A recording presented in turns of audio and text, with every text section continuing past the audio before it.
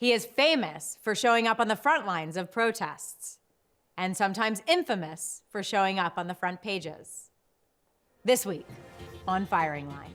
No justice! No peace! No justice! No peace! He's been fighting for civil rights for decades. Reverend Al Sharpton started as a boy preacher in Brooklyn, New York, became known for his activism in the 1980s and his outspoken rhetoric. You don't have none of us under control, and you will never have us under control again. He founded the National Action Network. It shows the strength of our community.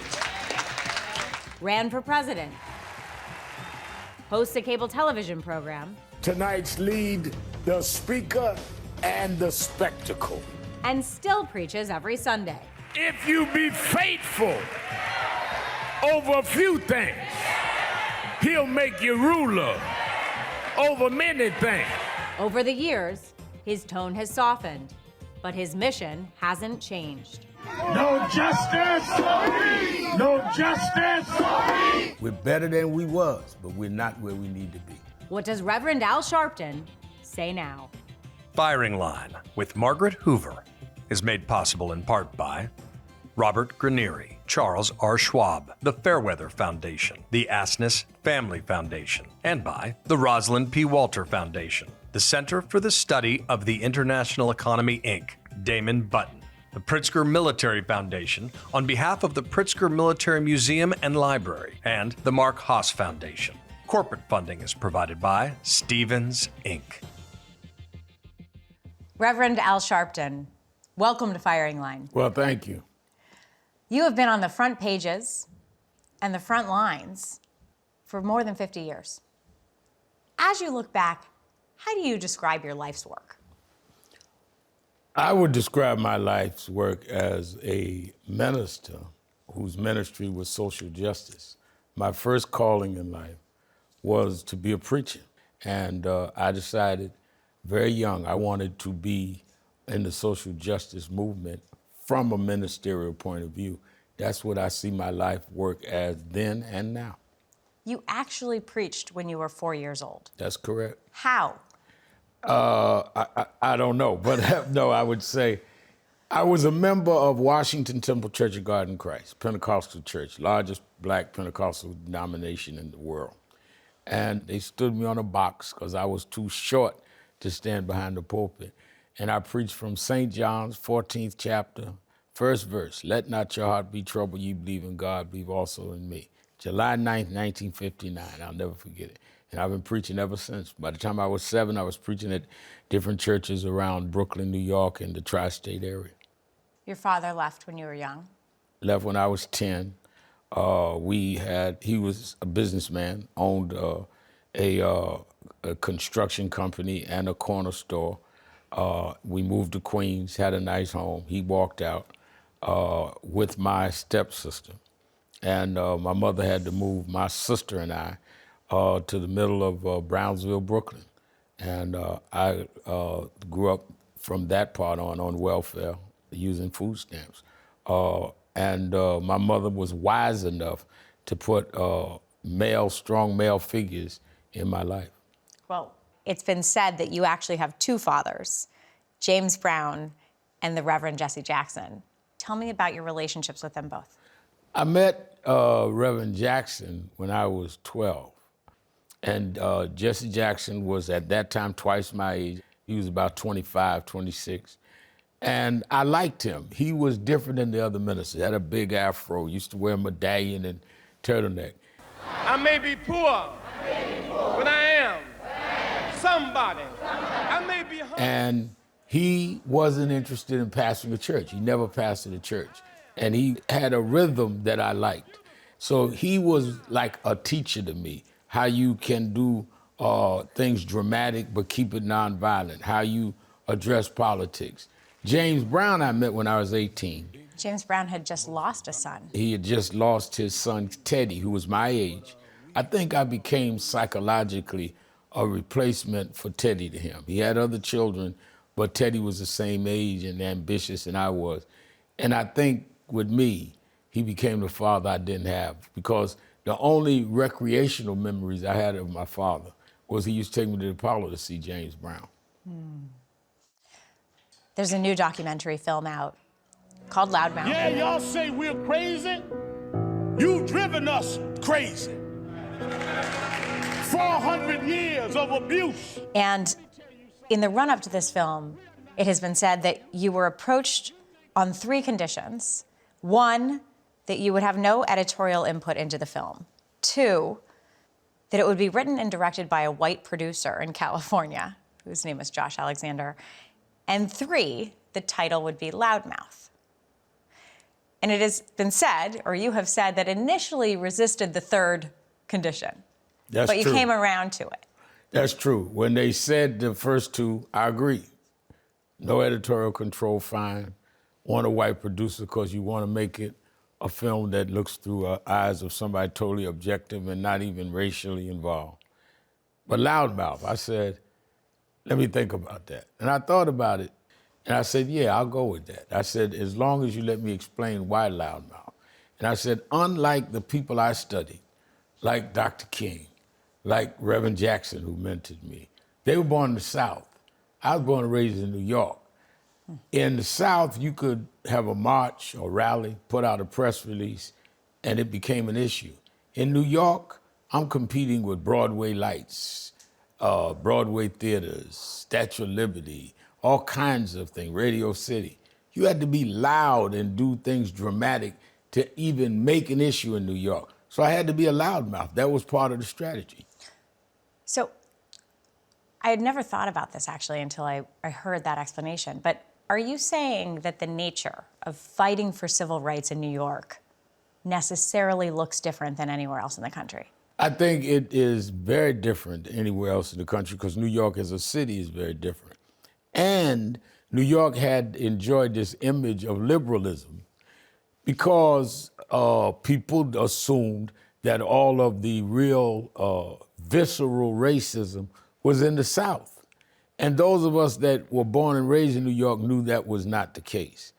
But how do you dramatize that or bring that to people without being loud and dramatic? So when I would march in neighborhoods that did not want blacks, and they would come out by the hundreds, whites would come out by the hundreds, waving watermelons, saying the N-word at us, it made our point. And people around the country were saying, I didn't know New York was like that. It was one thing for executives in New York to say, that's them down in Mississippi. Isn't that a shame? That's them down in Alabama. What about right here in New York where you live? And I think that's one of the reasons I was, for so long, was so controversial, because I was taking the veil off of the northern racism that controlled the media, that controlled entertainment, that controlled finance, Wall Street here. They did not want people to say, is that how y'all behave in New York? Well, that brings me to Howard Beach. In 1986, a 23-year-old black man named Michael Griffith ended up in an all-white neighborhood because his car broke down. And he was brutally attacked by a mob of white men, and then in fleeing for his life, was hit by a car and killed. Right. Then Governor Mario Cuomo appointed a special prosecutor to handle the case, and ultimately 9 convictions were handed down related to Griffith's death, and you were at the front and center of the entire incident as it played out in the courts and in the media. What do people today need to understand about the situation in Howard Beach, Queens in 1986? What they need to understand is when I got the call from someone close to Michael Griffith, and I went out to see the family at their request, they were saying in the media and put out there by the neighborhood that maybe they were out here for no good. Maybe they were trying to rob. And I said, no, they were victims of racism. And they said, but how do we prove that? I said, I know how to prove it. We'll take a motorcade and go to Howard Beach. They said, what's that gonna do? I said, just let me do it. And we called a march for that Saturday, and 1,500 people. And they were lined up on both sides of the street, yelling the N-word, get out our neighborhood. And you see in the documentary, they would say right to the camera the N-word. They had no shame. This was not anything. And then I think when people saw that, the whole thing of were they out there for no good went away, which led to Governor Cuomo, Mario Cuomo, appointing a special prosecutor, and led to some convictions. critics often say that you did what you did for publicity, and you would say, yep, that's right. That's exactly right. Others say you try to infuriate people intentionally, and you say, yep, that's exactly right.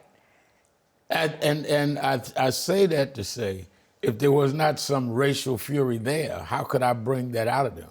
They did this.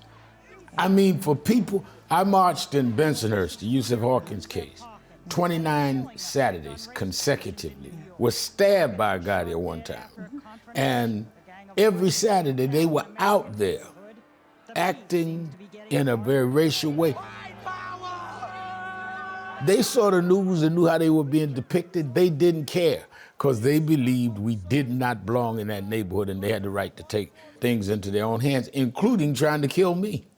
I will never bow down to one of these chicken Negroes that y'all have elected to one of these offices that have done nothing but kiss crackers behind all their life. Your style has changed noticeably over the years, and that's evidenced through this documentary film. You credit, at least in part, Coretta Scott King. Tell me more about that. I had made a decision that I was going to build an organization, and I wanted to build it clearly around the principles of Dr. King, because sometimes as we fight in these cases, you get people from other ideological and tactical backgrounds. And I said, but I want a church-based defined movement. I began working very closely with Martin Luther King III, who was about 3 or 4 years younger than me. And he bonded me with his mother. And I remember his mother was in New York, and we got into a conversation. And she had a way of talking to you where it was very clear what she was saying, but it wasn't offensive. And she said in her own majestic way, Al, let me ask you something. Why did you say this or that? And I said, well, and I was trying to explain it. She says, but that's not in the tradition of Martin and what we do. I said, yeah, but you gotta understand, people are angry and I was angry. She says, in Christianity, we don't try to go for the crowd. You're going for the applause. We go for the crown to bring people to the level God would want us to be. And this is Mrs. Coretta Scott King. This is Martin Luther King's widow. I think if anybody else had said that, I would probably be debating them till now. But for her to take time and invest in me, I started changing a lot of how I would deal with language. My tactics didn't change, but I didn't allow myself to use excessive language. I was using the N-word and calling whites names, all of that. I said, that does not represent the message that we're doing. And I think Mrs. King was the one that really made me have to deal with that. She helped you change your rhetoric? She helped me change my rhetoric, and she helped me take more seriously the tradition that I was representing, that I grew up in. Yeah. Stop the lies! Women of color on the rise! Of all the cases you've been front and center in, there's one that you write in your own words that you're indelibly linked to. Of course, you know that the case is the case of Tawana Brawley. Right. Of course, she was at the time, a 15-year-old girl who alleged that she was kidnapped and repeatedly raped by 6 white men, including by law enforcement officers. We are not going to let this girl be the scapegoat of a corrupt system. You served as an advisor to her family, and throughout the grand jury investigation, which ultimately found her story to be a hoax. The recent film, you say to the camera that your position in the case has been distorted. How so? My position was that there was this allegation from this young lady. There was really questionable behavior by some that she accused. She deserved to have a day in court. Let us bring the case to court. And this prosecutor would not do that. 35 years later, how do you understand what happened to Tawana Brawley? I don't have any different understanding because a grand jury is not a trial. And there's a famous saying by a judge in New York, you can indict a ham sandwich if you want to. That same prosecutor charged me with taking money from my youth group, and we beat him in court. So why would I believe what he did with a grand jury when I saw what he did to me? You mean nothing has changed in 35 years? Absolutely nothing. Do you think that you were misled in the case of Tawana Brawley? I have no evidence that I was misled. But do you think she told you the truth? Her lawyers is who I talked to. I'm not going to ask a 15-year-old girl all the details that you said. I have no reason to feel she misled the lawyers. If you believe nothing has changed in 35 years with Tawana Brawley, I why wouldn't believe- you be agitating for justice? I believe that it never went to court, and therefore we do not know what evidence was presented that backed up what he presented to a grand jury. But the justice process determined that her accusations were a lie. That is not the justice. The justice system has a grand jury that says that they either believe or disbelieve what the prosecutor presents. There's a sense that, well, this case, in your words, is indelibly linked to you, that the best posture for you and that you've decided is just not to apologize. You said, once you begin bending, it's did you bend today or did I miss the apology? Say it again. And once you start compromising, you lose respect for yourself. That's a quote from you. Tell me more about that. Well, I think that you have to characterize me saying that in the right context. First, what am I apologizing for? Believing two lawyers that had just helped to win the case in Howard Beach, so I should apologize, I shouldn't believe them? Should I apologize for believing the Central Park Five, who was exonerated? So tell me what an apology would sound like. 35 years later, nothing has changed for you. I think I've answered that. Okay. In 1999, NYPD officers fired on an unarmed black man, Amadou Diallo. 41 times they killed him. All 4 officers in that case were acquitted. And yet 20 years later, after the death of another unarmed black man, George Floyd, this time the officer, Derek Chauvin, was convicted. Was the death of George Floyd a tipping point in the progress for American civil rights? I think that it became a tipping point when I saw people all over the world, literally, marching. And I remember when we used to do these cases, we may get a crowd in 1 or 2 cities, but this went global. And I think the thing that struck me is that I would go to some rallies to speak, and there were more whites than blacks. And that's when I said, this is something different now. And unlike the Diallo case in 1999, we had a grand jury led by a prosecutor, indicted them, and then there was a trial. And I remember preparing the family of George Floyd, and I was saying to them on the way to see the verdict, now you know they may get acquitted, because we'd gone through so many years of that. And when I stood there and heard that judge say all 3 guilty, tears just started rolling down my eyes, because I believed maybe it all wasn't for nothing. There's a record number of black candidates who ran for Senate and governor in the midterm elections. But black voter turnout actually fell. Support for Democrats amongst black men has fallen in every national election since 2012, as you well know. You've warned about the trend. Why are Democrats losing ground with non-white voters? I think that a lot of Democrats have began trying to stay away from issues that are concerning to blacks, thinking it will cost them votes in other areas. And I've said to them that you cannot sacrifice your base, black voters, to try to get people that may or may not vote for you. And I think the evidence of it is that a lot of black turnout went down. Some of it may be caused by voter suppression tactics, some of it by lack of enthusiasm. And we say, address our issues, talk to us. People respond when you talk to them about their concerns. And Democrats aren't doing that well enough. I don't think they've done it well enough. Ironically, one person that has done it pretty well is Joe Biden.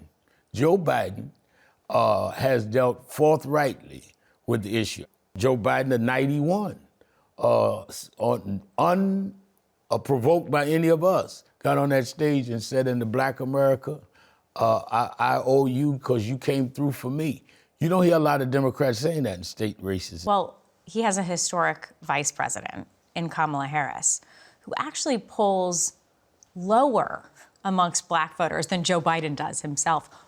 Why has she not been a catalyzing force for black voters? I think that the media puts her in a tricky position.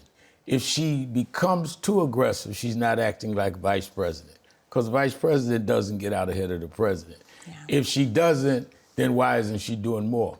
What did Joe Biden do when he was vice president? He didn't get out ahead of Obama. What did Pence do? Maybe he did on gay marriage. Well, but that was leaked out. That was not. No, he said it in the press interview. In an interview. He didn't go holding rallies. I mean, they act like they want Kamala Harris to go out there and lead the charge. She's doing what vice presidents do, and I think she's doing it well. But I will say this. I've known Vice President Kamala Harris since she was running in California. And one thing I could advise you is don't ever underestimate Kamala Harris. Another person you've known for decades is Hakeem Jeffries, the new minority leader of the House of Representatives. He was involved in National Action Network early on. Right. Tell me about your relationship with him. I met Hakeem when he was a young man, lawyer, was involved when we did the Diallo movement in the 90s and others. And he would always say to me, now, Reverend Al, I'm not the guy to go to jail with you. I'm not the guy to lay down in front of the barricades. But I will deal with policy, and I'm a lawyer. He was always very balanced, very studious, very serious. The Hakeem Jeffries you see now is the one we knew in Brooklyn 25 years ago. He will tell you yes or no and stand behind what he says. And I think he is probably one of the most engaging political leaders we have on the American scene. You mentioned Jesse Jackson. Reverend Jackson appeared on the original firing line with William F. Buckley Jr. in 1971 in a discussion about how to achieve progress in this country. Watch this. Is the very fact that as much progress has been made as you have pointed to, testimony to the flexibility of the American system and its general hospitality to what it is that you desire to achieve? Well, it appears to be more hostile to change than hospitable. However, I'm not sure that phenomenon is any different in a place else than here. People in power tend to be hostile to change. The thing that's most disappointing about America is that America has the potential to be the greatest country in the history of the world. The question is, how soon will this country actualize her potential? How soon?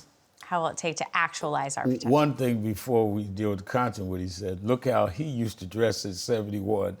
That was the Jesse Jackson I knew, big afro, chain around his neck. You wonder where I got it from? Maybe I was just a good student. I don't wonder at all. But no, when will it realize it? And here I am, 52 years after Reverend Jones and Reverend Jesse Jackson brought me in the movement, asking the same questions and raising them in my own way. You say it's improved. It's improved, but it's not there yet. We're better than we was, but we're not where we need to be. No justice! No justice! We look at those pictures of you in that documentary, where you once weighed over 300 pounds, and your image is just such a stark contrast. Everyone always wants to know, how'd you do it? You know, they used to do cartoons on me about how fat I was. And my youngest daughter one day, she touched me on the stomach and said, "Daddy, you're fat." That hurt my feelings. None of the cartoons in the tabloids bothered me. So I said, I'm gonna lose weight. I dieted a little here and there. But in 2001, I helped to lead a protest in Vieques, Puerto Rico. And we sat in on a Navy base, and they arrested us. And a federal judge gave me 90 days in jail, 3 months. And I fasted 40 of those days and lost a lot of weight. When I came out, I began changing my diet. And now I'm a vegetarian. I do not eat any meat. I eat only a couple of slices of whole wheat toast. That's my only starch. I eat raw salads and fruits. And I work out every morning about 35 minutes. No surgery, nothing. And I've lost in the last 5 years 178 pounds. The hardest part is keeping it off, but now I've settled in on this diet and this workout routine, and I'm fine. On Monday, the nation will be celebrating Martin Luther King Jr. Day. How will you be celebrating? I will have all of the public officials in New York State speak at our headquarters, the House of Justice, about what they have done to make Dr. King's dream more a reality, trying to keep the King dream alive. Reverend Al Sharpton, I very much appreciate your candor and your being here on Firing Line. And I appreciate yours. And I appreciate you asking me questions that people want me to answer. Firing Line with Margaret Hoover is made possible in part by Robert Granieri, Charles R. Schwab, the Fairweather Foundation, the Asness Family Foundation, and by the Rosalind P. Walter Foundation, the Center for the Study of the International Economy, Inc., Damon Button, the Pritzker Military Foundation on behalf of the Pritzker Military Museum and Library, and the Mark Haas Foundation. Corporate funding is provided by Stevens, Inc.